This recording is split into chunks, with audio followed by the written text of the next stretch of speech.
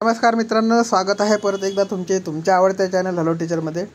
मित्रांनो, अन्न नागरी पुरवठा व ग्राहक संरक्षण विभाग यांचा जो निकाल आहे तो लागलेला होता 18 जूनला।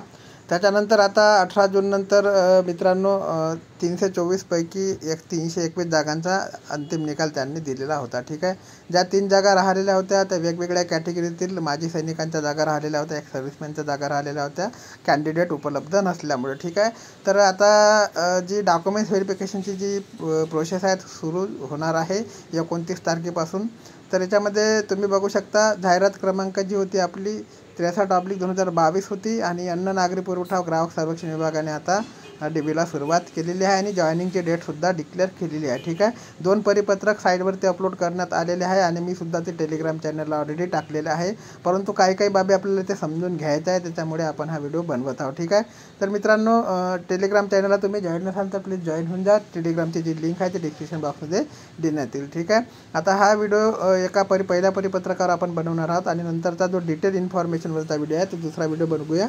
तर सुरुवातीला आता ह्या व्हिडिओला सुरुवात करण्यापूर्वी मित्रांनो, जिल्हा न्यायालय भरतीमध्ये ज्या विद्यार्थी मित्रांचा निकाल आलेला असेल त्यांना सर्वांना शुभकामना। ठीक आहे, तर चला बघूया। अन्न नागरी पुरवठा व ग्राहक संरक्षण विभाग गट क संवर्ग सरळ सेवा भरती 2023 कागदपत्र पडताळणीची प्रक्रिया करण्याबाबतचं परिपत्रक आहे। ठीक आहे, अन्न नागरी पुरवठा व ग्राहक संरक्षण विभाग पुरवठा निरीक्षक गट क संवर्ग सरळ सेवा भरती 2023 या परीक्षेतील एकूण 324 पदांपैकी एकूण 321 पदांचा जो निकाल आहे, अंतिम निकाल, तो दिनांक 18 जून 2024 रोजी विभागाच्या संकेतस्थळावर प्रसिद्ध करण्यात आलेला आहे। ठीक आहे, 324 पैकी 321च का, तर तुम्हाला अगोदर सांगितलं 3 उमेदवार जे आहे वेगवेगळ्या कॅटेगरीतले आहे, एक सर्व्हिसमॅन उमेदवार जे आहे ते उपलब्ध नाही, त्याच्यामुळे फक्त 321 उमेदवारांची अंतिम निकाल लावण्यात आलेला होता। ठीक आहे, सदर निकालातील उमेदवारांना विभागाचे वाटप त्यांनी अर्जात नमूद केलेल्या पसंतीक्रमानुसार गुणानुक्रमे व संबंधित विभागात त्या प्रवर्गात उपलब्ध जागांच्या अनुषंगाने करण्यात आले आहे। ठीक आहे, शिफारस करण्यात आलेल्या उमेदवारांच्या नियुक्तीकरता उमेदवारांनी अर्जात नमूद केलेल्या सर्व दाव्याच्या अनुषंगाने कागदपत्र पडताळणी प्रक्रिया उमेदवारांना वाटप करण्यात आलेल्या विभागाच्या दिनांक 29 जुलै 2024 ते दिनांक 2 ऑगस्ट 2024 दरम्यान राबवण्यात येणार आहे। याची निवड झालेल्या उमेदवारांनी कृपया नोंद घ्यावी। ठीक आहे, कागदपत्र पडताळणीकरता संपर्क अधिकारी संपर्क क्रमांक जो राहणार आहे ते सुद्धा विभागाने वाईज इथे डिक्लेअर करण्यात आलेला आहे। ठीक आहे मित्रांनो, जर तुम्हाला कोणत्याही प्रकारची अडचण असेल तर तुम्ही डायरेक्ट संपर्क करून त्यांच्याशी संवाद करू शकता। विभाग आहे कोकण विभागाचे जे अधिकारी आहे उपायुक्त पुरवठा डॉक्टर रेवती गायकर, सहाय्यक विभागीय पुरवठा अधिकारी नाव व संपर्क क्रमांकसुद्धा देण्यात आलेला आहे श्री अमोल पटसगावकर आणि त्यांचा मोबाईल क्रमांकसुद्धा इथे देण्यात आलेला आहे। ठीक आहे, नंतर आहे मित्रांनो पुणे विभागाकरता शर्मिष्ठा चंद्रकार आणि सहाय्यक विभागीय पुरवठा अधिकारी जे आहे ते दिनेश तावरे आहे, त्यांचा मोबाईल क्रमांक देण्यात आलेला आहे। नाशिक विभागाकरता श्रीमती प्रज्ञा बडे मिसाळ, श्रीमती स्मिता दळवी।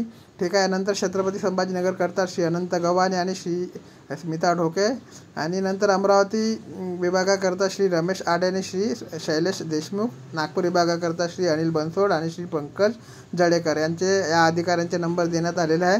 तुम्हाला कसलाही डाऊट असेल किंवा कसलाही तुम्हाला संपर्क करण्याची इच्छा असेल तर तुम्ही या मोबाईल नंबरवरती दिलेला संपर्क करू शकता। ठीक आहे, ज्या विभागातून तुम्ही फॉर्म भरला त्या विभागाच्याच अधिकाऱ्याशी तुम्हाला संपर्क करायचा आहे मित्रांनो।